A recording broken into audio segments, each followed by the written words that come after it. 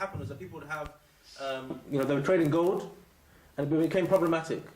So they'd go to kind of someone and say, look, instead of having this gold all the time, just give me a piece of paper saying that, this is like a pound of gold. And so you'd have this one guy who would collect the gold for people and just give them these bits of money. And this is the first bank. Okay? That's how it happened. He would give little bits of paper saying, well, this is a receipt to say that, you can come back to me and claim 1 pound of gold. Okay? And then he got a little bit clever, and he realized that people weren't coming back and asking for the gold. And so then he began to lend out more than he actually had. Anyway, that's another story. But the point is that those were receipts in return for either gold or silver. So depending on what the currency was in return for, that's what it should be linked with. But when a lot of the countries, including the UK and America, sold their reserves, there was no linking anymore. So currently our pound is not linked against anything. It's not backed by anything, except the confidence, which we may or may not have very much of in the market for that particular currency. In which case, you can't arbitrarily choose if it's going to be gold or silver. It's not backed by any of those two wealth. In which case, you have to choose. Should it be gold or silver? And here the fuqaha, they say that you should choose the lesser of the two. So if there comes a situation where silver, 595 grams of silver is worth more than 85 grams of gold, you would choose gold as being a nisab value. Okay? Now, this value of nisab will change from day to day, year to year. So when you're doing your calculation for your nisab, for your zakah, for your cash, for example, you would include all of your wealth. You would take away any liabilities upon you. So, for example, in a given calendar year, lunar year, if you know that you have to pay someone a wage, or you brought something that you have to give them back, you bought a car from someone, you still have to give them back. It's a liability. Or rent is still due upon you. You have to pay that. You can reduce that liability.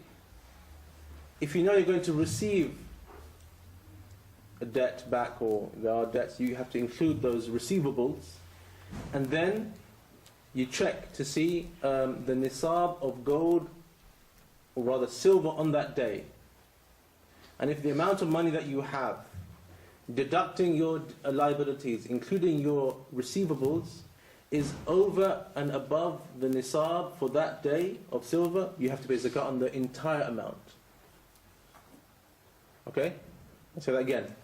So on your zakah day, let's say it's the 1st of Ramadan, you check your bank account, you check your pockets and anywhere else, so you might have some money. And if you know that you have to pay some bills, rent, for example, or you owe someone some money for a job that they've done, you take out those liabilities. If you know some people owe you money, it's going to come within the next few days, or within a few weeks, and the money's coming, so it's within the same year. You include that receivable, and then you check on the website. I had a thingy. What was the website? You check anyway online. You check the price of gold. There's lots of websites. The price of gold, price of silver, and if the amount, sum total that you have calculated is above the nisab for that day that you've chosen to be your zakah day, then you pay zakat on the total amount, not just the amount that's above the nisab, the total amount. And the amount that you pay is 2.5%. It's actually a paltry amount. It's really small if you think about income tax. Okay, it just takes out your money without thinking about any receivables or dependable. Just a flat tax. 40% can be as high as 40%. 2.5% is nothing. In £100, that's £2.50. So it's almost it's very small. Okay. Now, we don't need to worry about, according to this method, worry about the fluctuations that may have occurred within that lunar year. Because we said we're going to just take a simplified method of doing it. We're going to just choose one day arbitrarily in Ramadan and work out all of our wealth. If it happens to be above the nisab, then we pay the zakat as if we had that amount of money for the entire year. And again, the worst case scenario is that you pay zakah exactly how much is due upon you. The most likely scenario is that you're paying more than is actually due upon you. Inshallah, that will be rewarding for you as well. Okay. An add-on with gold and silver is the zakah on jewellery,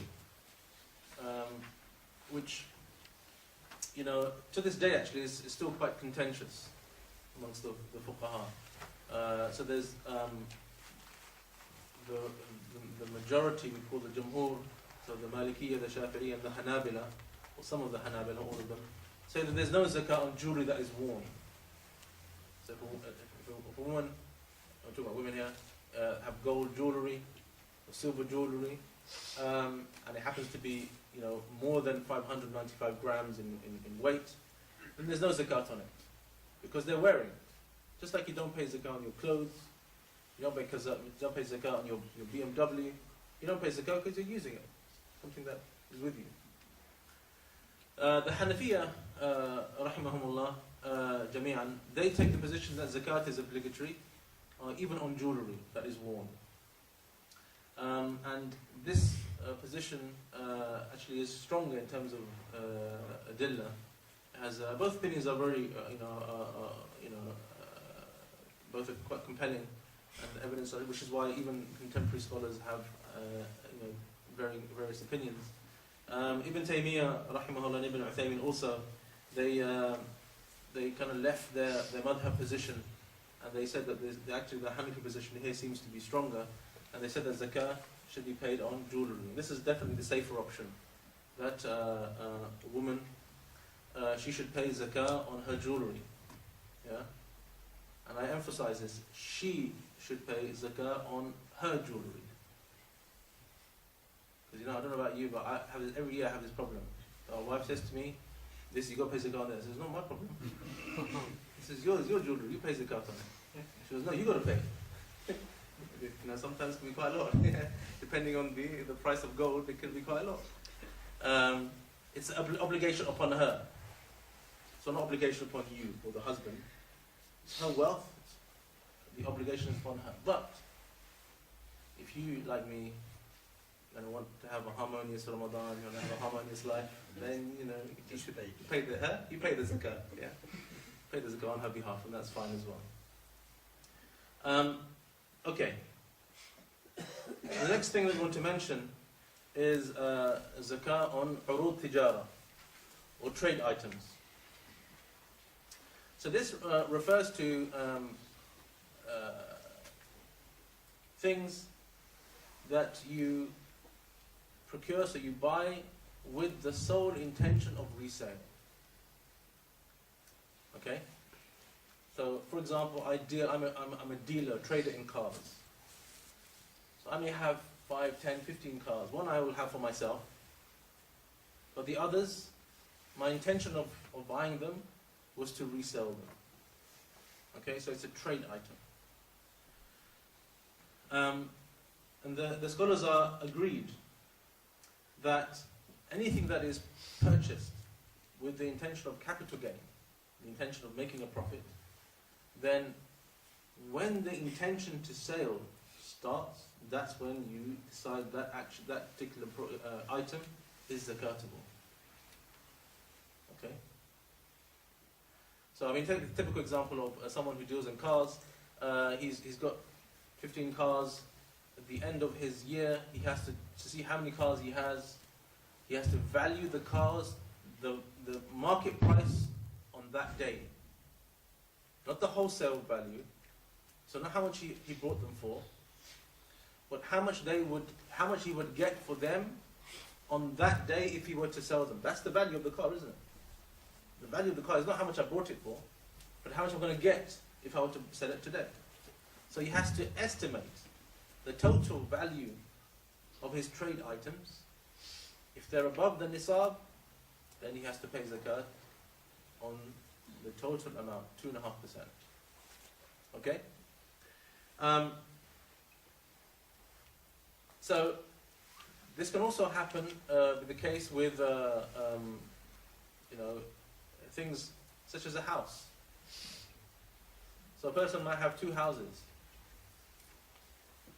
and one house, for example, his family's living in it, and the other house he's keeping out on rent. And then he says, well, I'm not really getting much rental income. Let me just sell it. The market looks good. I'll sell the house. As soon as that intention is made, as soon as he makes that intention to sell the house, that becomes a trade item. And that has to be included in his zakah calculation when that day comes for him. Okay? And all other items, you can consider the same like that.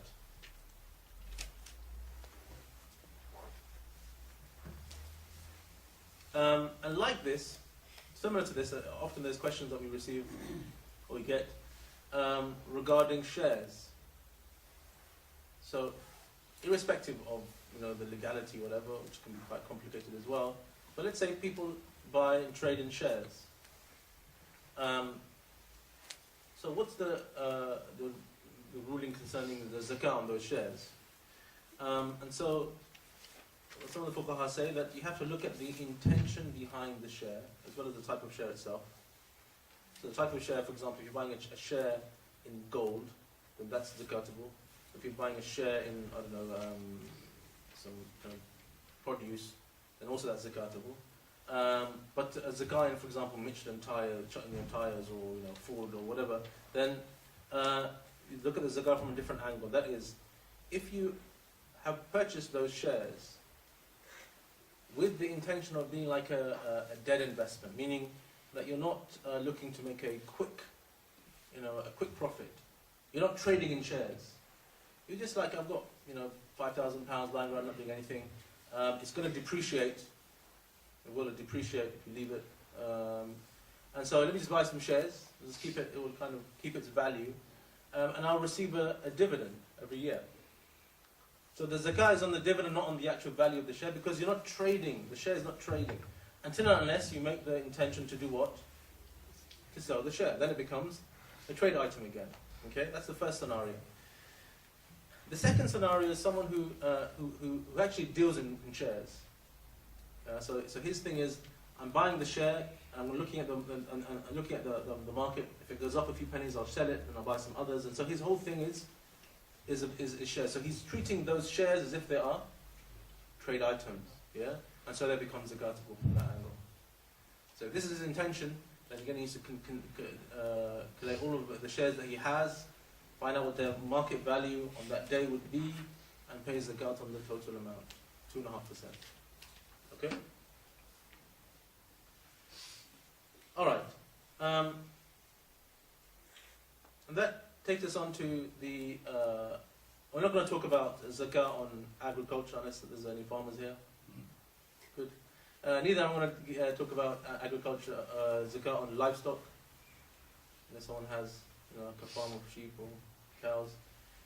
These numbers can get quite complicated, and it's interesting because some of the fuqaha, depending on their madhab, that they would give a lot of emphasis on this type of zakah because, like for example, the Malikiyya, a lot of them were farmers. So you see their books very heavily concentrated on this type of, not very much about gold and silver because they weren't really traders like that. And other kind of more contemporary books of fiqh are almost all about gold and silver and kind of associated ahkam. Very little about cows and sheep because the majority of the readership aren't farmers like that. Yes, well. So, regarding some of us that are tradesmen, we may have certain stock. Okay, brilliant. That's how timber, or like myself, I have steel stocks. Okay, very good. And Jazakallah khair for reminding me. And I buy that for a wholesale. Yeah. But I work it into something that may be of different values if I sell it. But that may take months or weeks or days. Yeah. It varies. What do you have to do? How is that? It's a very good question, and I should have mentioned is that if you're a trader, like you mentioned, you may have lots of other things that you have brought or purchased. You may have machinery. You may have, for example, rented a premises.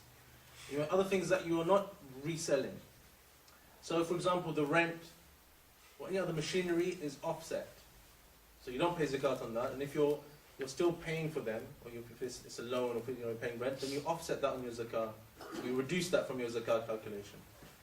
But any goods that you have that you intend to resell, okay, so the steel that you have, in the form that you have, if you were to sell it on, how much would you make for it? That's how much you pay. Not, for example, if I were to make a door, or make a kind of a frame, depending on the design specifications of a customer. No, unless you have that there and there ready, that you haven't sold yet. But no, if you have a certain number, kilograms or tons of steel, that hasn't been manufactured into what you want to make it into, but it will be in the that's what you're going to use it for. When you work out the zakah, you work out the zakah of that item as it is on the market. Yeah. So if you're able to sell it for the same price that you bought it for, then that's what you pay the zakah on. Okay, so until it's manufactured. Until it's manufactured into a form, but you calculate it. You calculate it as it, yeah. Because that's the value. That's the value of that particular good at that moment. Okay. Your workmanship will then, will go later on into making the actual product itself. Yeah. So if for example, your trade is making, I don't know, metal gates, and you've got 50 gates that you've already made, then you have to calculate the value of those metal gates if a customer were to buy them on that day, because that's the value of the item that you have in your hands at that day. Okay? Okay. The last issue that we want to talk about is the recipients of zakah. And there are 8 recipients of zakah, 8 people that are legally allowed. The penultimate thing. There's a few things as well. The recipients of zakah are, I'm going to list them. They're all mentioned in the Quran, Surah Tawbah. They are fuqara, masakin. I intentionally haven't really explained what they mean, but you can consider to me poor people. Those that work are employed to collect zakah. They're called al-amilina alayha. Those that are employed to collect zakah. Al-mu'allafatu qulubihim. Those who have newly become Muslims or are not yet Muslims, but you want to encourage them to become Muslims by giving them zakah. It's permissible to give them zakah money.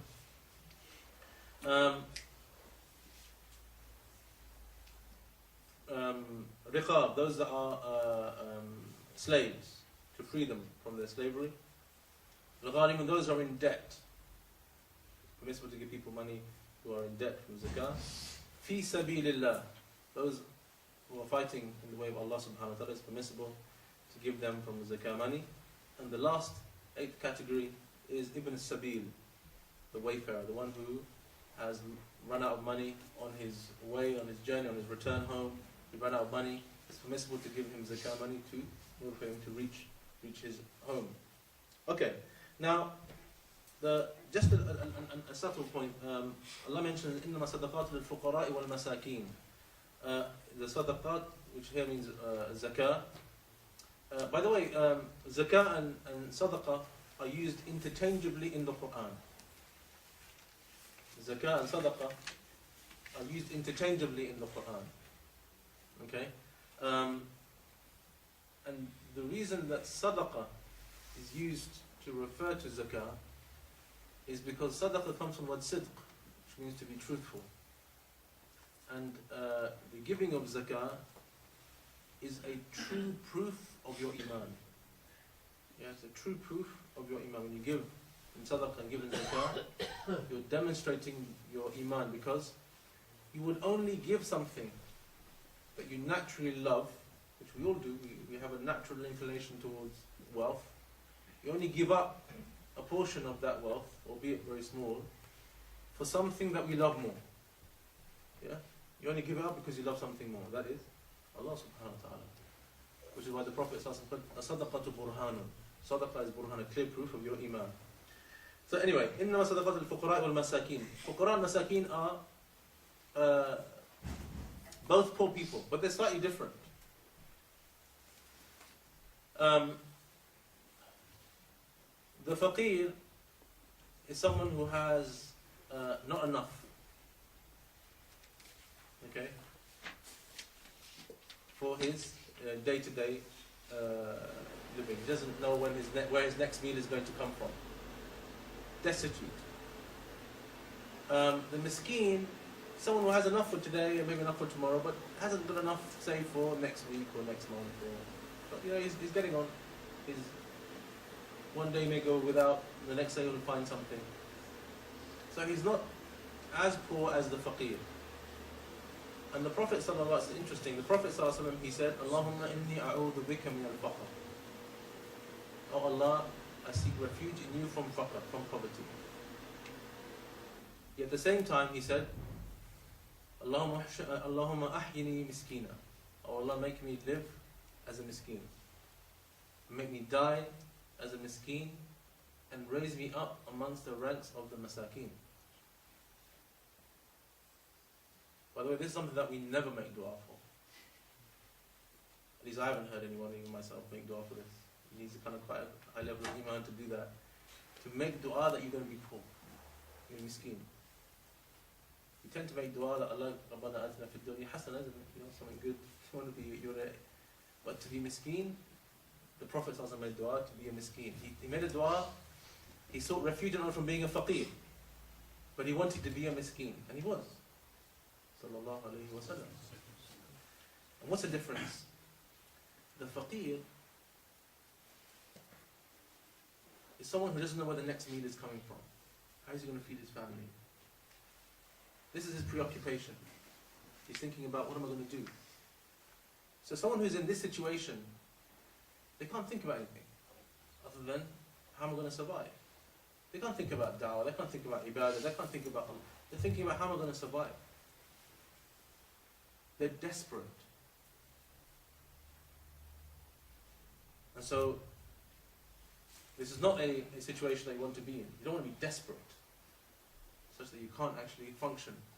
You can't, plan, you can't have an ambition to do something, in terms of da'wah or whatever in your life.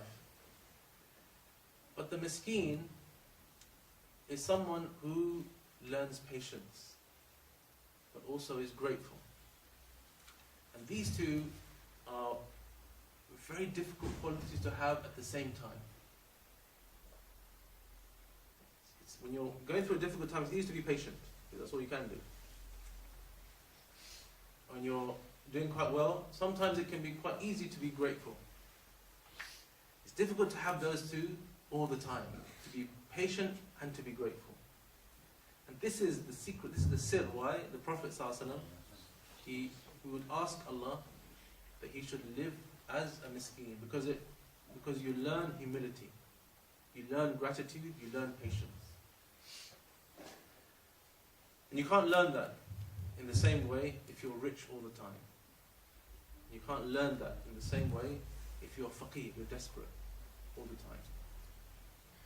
And it reminds me of a statement from Hassan al-Basri, rahimahullah, who saw a young boy in the masjid, always seeing him in his masjid, always seeing him preoccupied with something. He never saw him playing with the other youths of his age like they would do. So once he took him to the side and said to him, why is it that I see you always? You're in the masjid, you seem concerned, worried. You're not playing and enjoying yourself like the other boys of your age. He said, because I'm between two feelings. I'm between thinking about Allah's favors upon me. So I'm full of gratitude. And then I think about my sins. And I'm full of bashfulness and remorse. So I'm always thinking about these two, which makes me preoccupied. So I don't have time to play and mess around like everyone else does. And Hassan al-Basri rahimahullah, he said about this boy, وَأَفْقَهُ مِنْ الْحَسَنِ وَأَفْقَهُ مِنْ الْحَسَنِ.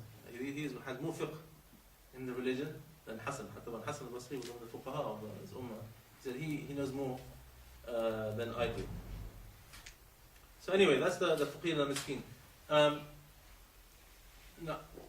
Ultimately, or predominantly, all of our wealth seems to go to these two groups of people, because there's so many of them around the world. There's so many Muslims that are in this kind of abject poverty that, if not all, the majority of our zakah wealth goes to them.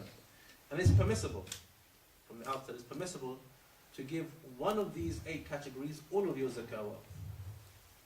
Permissible to give one of these categories of zakah recipients all of your zakah money. And it's also permissible to separate or to distribute to each of these 7 or 8 equally or unequally your zakah money. You don't have to give it to one, you don't have to give it to equally to all of them. You can give them as you like. طيب. The amilin alayha, these are the ones that, we have to be careful here as well, the ones that are working for zakah. Sometimes people who work for Islamic, kind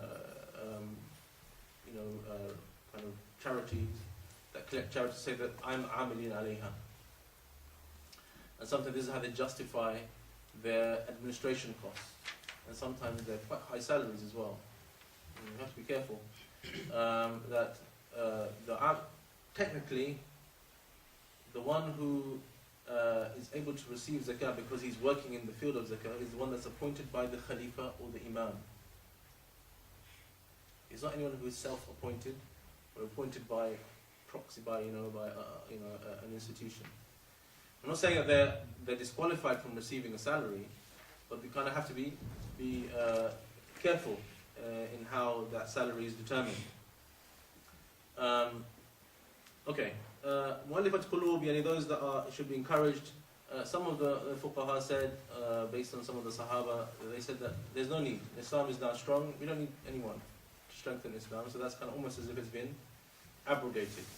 And Allah knows best. The only other category that deserves a little bit more discussion is fi sabilillah. Those that are on the way of Allah.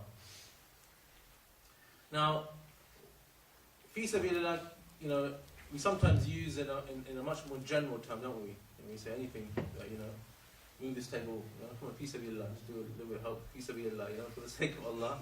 Every little thing can become fi sabilillah, isn't it?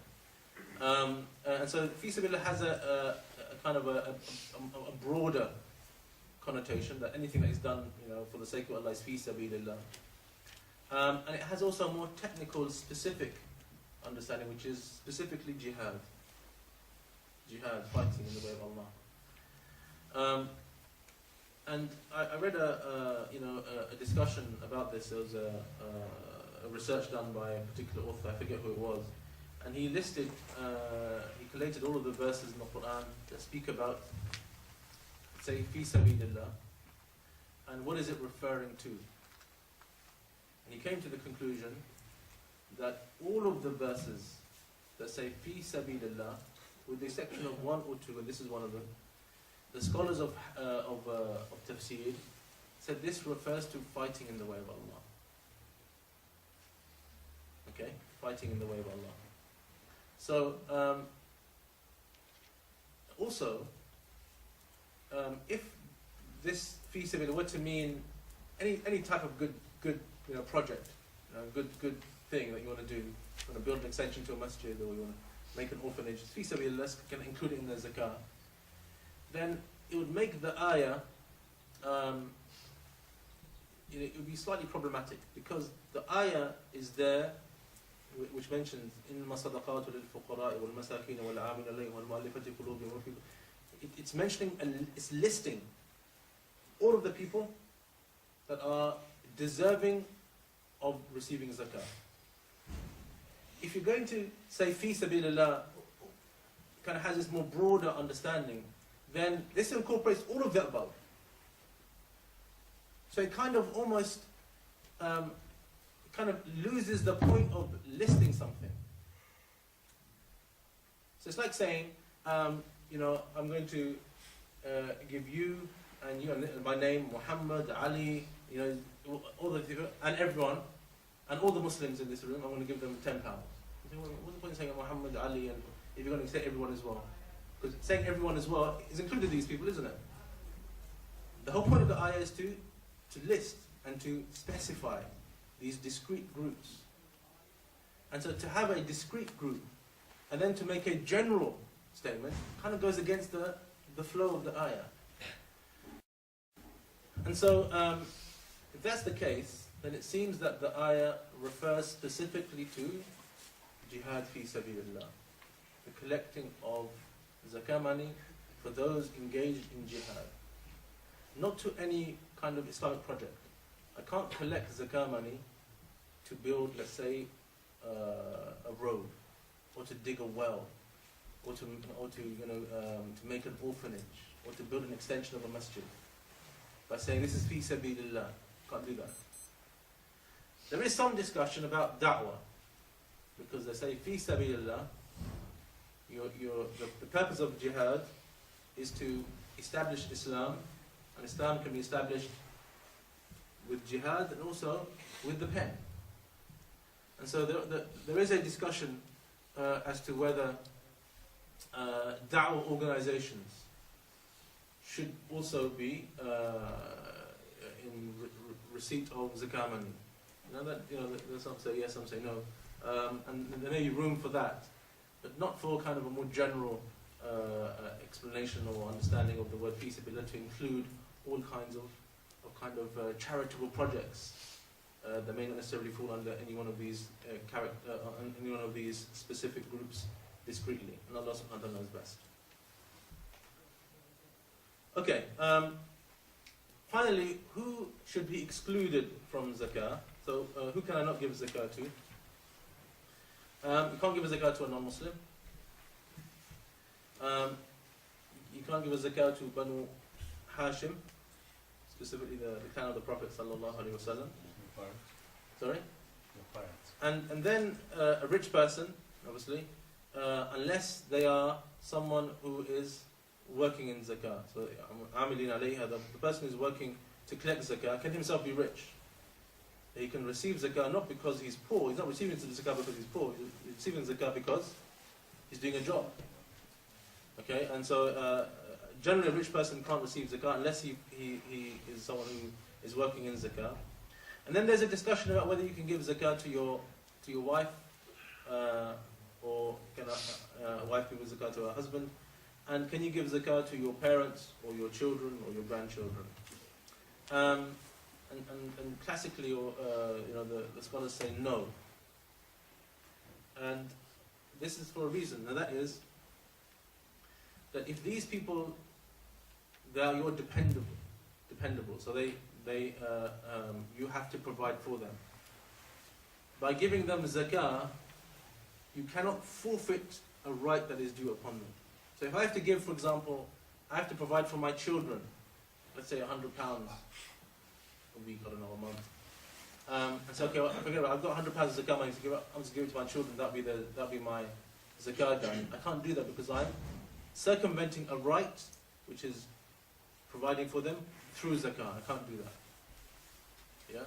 So if there is an area, a right that would be compromised because of giving the zakah, then that can't be done in that way. But for example, a wife, can she give zakah to her husband? Really, yes.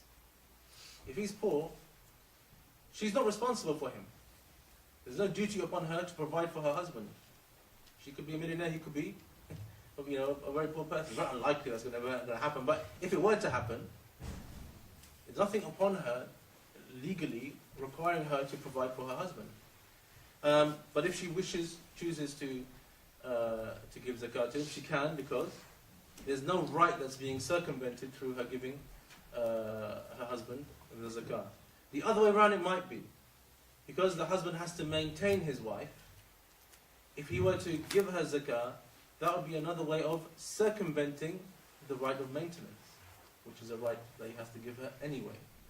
And so from this angle, they say that these relationships would become problematic in giving them zakah if it would involve the kind of circumventing of a duty which is providing for either if you're responsible for your parents, or you're responsible for your children, or you might be responsible for your grandchildren, in which case you can't give them zakah money because they should be receiving money from you anyway, from the perspective of being dependent on you. And Allah subhanahu wa ta'ala knows best. Okay, come to conclusion on zakah. I ask Allah subhanahu wa ta'ala to forgive me for any mistakes that I made that were from me, and anything good is from Allah subhanahu wa ta'ala. أقول قولي هذا وأستغفر الله ولكم فاستغفروه إنه هو الغفور الرحيم. Okay, I think we have 10 minutes if there's any questions. There's no problem if you don't. Sheikh, you explained your questions that I was justified, inshallah. You talk about the bad loan. For example, bad loan, mashallah, now is the most popular now. If a brother is asking for loan, he will tell you 2 weeks or 1 month maximum, I'll give it to you back. And if after this period he didn't give you back, are you counting like this means bad loan? Okay. So if a brother he's asking for a loan, you give him the loan, and after the loan is a very short-term loan, so it's 1 month, and after that 1 month he hasn't given it back. Is that considered to be a bad loan? You have to test it, so not automatically. Yeah. So if when the zakat time comes, and he's not in a position to give you that money back, or he's refusing and say, look, I can't, whenever I can. So you know that you're not going to. The money is not like it's in your hand. And we said that the whole discussion about debts is that it's about ownership. So is that money in your hand like you own it? No, because he hasn't given it back. And so in this case, you wouldn't include it in your zakah money. Yeah. Allah. No. Yes. So I just want to ask a question, just to clear something up. I think at the beginning you said that you can give zakah to a Muslim, like in a way to try and get them, like you said something about. Yeah. So one of the categories is al-mu'allifatu qulubuhum. That those that you want to kind of, strengthen their hearts, to kind of encourage them, and the Prophet ﷺ would give some of these people lots of money. Yeah? Sorry? No, at that time they were non-Muslims. Okay, right. Okay, to kind of encourage them to become Muslims. And there is a kind of a discussion about whether this still exists today. Yeah, the ruling exists. You can still give, but whether its application is possible today. In that was done when Muslims were very small in number, and we wanted to expand, wanted to grow, and so it was used that way. But now, there's no need. There's no shortage of numbers. So does that still apply? Some of the Sahaba said no, they wouldn't apply now. And it's up to the judgment of the Imam or whoever's giving the money to see whether that would still be applied. And Allah knows best. Sure. So that's the good example. That's one example of a non-Muslim that would receive zakah if they're kind of very close to being so. So sometimes even they've just become Muslims as well. So you want to make their heart stronger. Sure. No. Just for this question, but in this country, the Muslims are small, for the kuffar are more. Yeah. To bring them to Islam, if you got your friend interested in Islam and they're poor, you can't do this. Like to give them this zakat, they will see this action, maybe they will become Muslim. Yeah, mumkin. That's an argument to be had. But sometimes, like one of my teachers would say, you have to be careful because you're taking that money out of the hands of a Muslim that may be in need in another part of the world. Maybe in dire need. So you have to be a little bit careful and judicious in how you decide how to give your zakah. Allah alam. You can't rule it out. Yes. Therefore, was asking, if a woman got a jewelry this year, she paid zakah on it. Next year, it didn't increase that much, still the same amount, or just increase slightly 2 grams. Do we have to pay the same zakah on it again? Okay, good. Yes, because she still has it. She has to pay it again and again and again and again. Okay, she has to pay it. Yeah, again and again, unless she either sells it or gives it away as some gift. But she has to. So every year that has to be purified. Even if it doesn't increase, she has to pay. Even if it doesn't increase, yes. I mean it's a good point. That was one of the arguments that the Jumhur used. This type of wealth it's not increasing. So why should it be zakatable? But nevertheless, the safer position is that it should be paid zakat on. Allah. You mentioned at the start who the zakah is obligatory on, whether it's wealth or individual. Yes. Can you expand on that a little bit? So I mean, what they meant by that was is zakah on the individual. If zakah is obligatory upon the individual, then all of the shurut need to be fulfilled before it's obligatory upon me. Shurut al-taklif we talk about. So what is taklif? It should be baligh, aqil, okay? to be reached of age and be sane. And if those conditions aren't fulfilled, then the zakah is not obligatory upon him. This was the kind of position of the Hanafiya. The Jumhur said no, the zakah is on the wealth. Yeah, khud min amwalihim. Yeah, take their wealth. Yeah, so the obligation on the wealth, not the individual. So even if the person was a minor, or the owner of that wealth was insane, that wealth still needs to be purified. Okay, and the obligation, of course, is on the guardian of that person, but that wealth still needs to be purified. That's what we meant by that. So, relating to that same question, does the wali pay from his own wealth or from that wealth of the person? Okay, good. For instance, the same person or the minor. Okay. Like, does he take it from their wealth and pay it, or from his own? Very good. So the question is the guardian who is looking after a child, does he pay zakat on the wealth of the person who's looking after from their wealth or of his own money? Either. For him, all he has to do is pay zakat on the money that he's in charge with. So he can pay from that wealth. In fact, he can even use that wealth if he needs to for his own needs.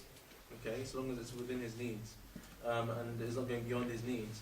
But essentially, it's from that wealth. If he wants to, from his own pocket, to kind of safeguard that wealth for that minor, he wants to pay zakat from his own pocket, then he can do so.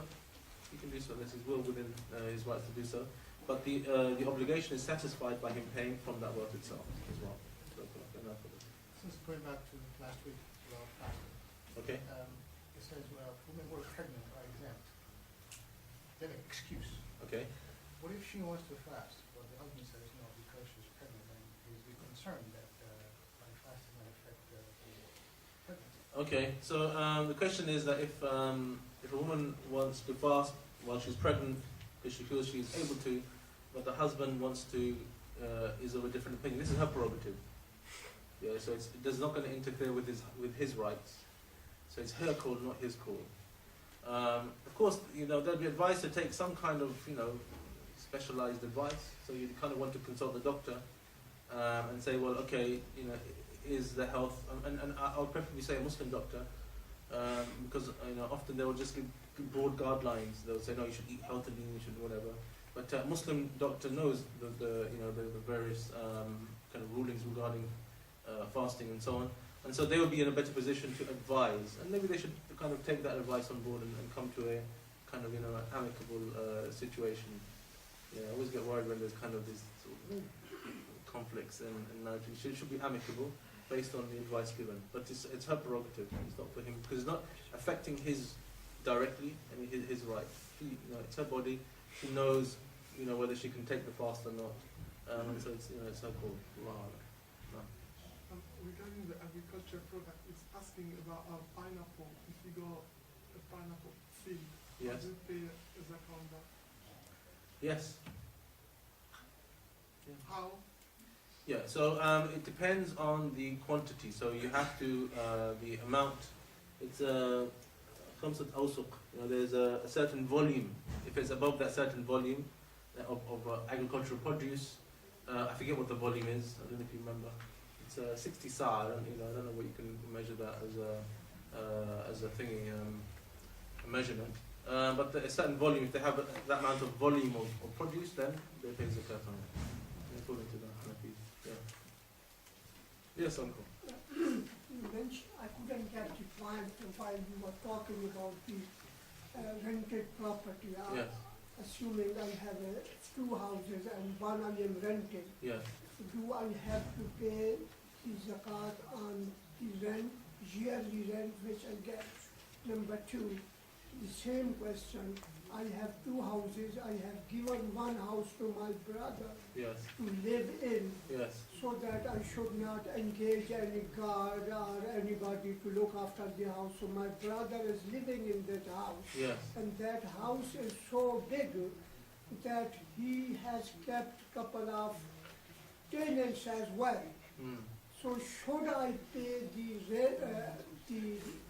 zakat on the rent which he gets, although he is living freely and he is getting the rent from them. Okay. How many questions was that?